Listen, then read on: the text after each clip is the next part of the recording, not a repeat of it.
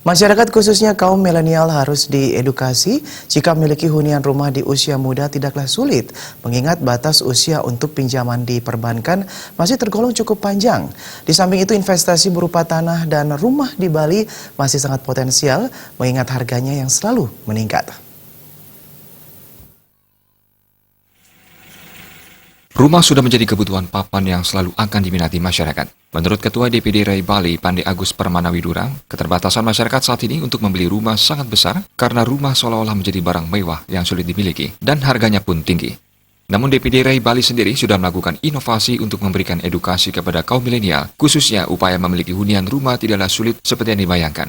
Kemungkinan untuk membeli dan memiliki hunian rumah di usia muda dinilai sangat mudah, mengingat batas usia untuk pinjaman di perbankan masih tergolong cukup panjang.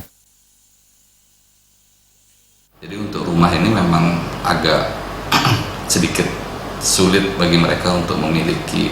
Tapi bagaimanapun kita DPD RAI Bali sudah menemukan beberapa inovasi-inovasi untuk memberikan edukasi kepada masyarakat, terutama kepada masyarakat milenial, bahwa sesungguhnya untuk memiliki rumah itu tidaklah sesulit yang mereka bayangkan.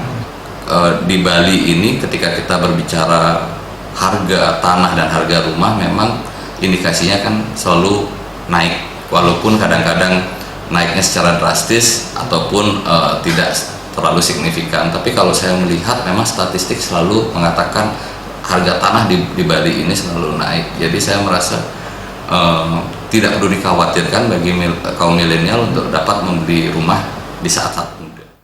Di samping itu, investasi berupa tanah dan rumah di Bali masih sangat potensial, mengingat harganya yang selalu meningkat. Hal ini juga bisa menjadi daya tarik para kaum milenial untuk segera membeli hunian rumah di usia muda.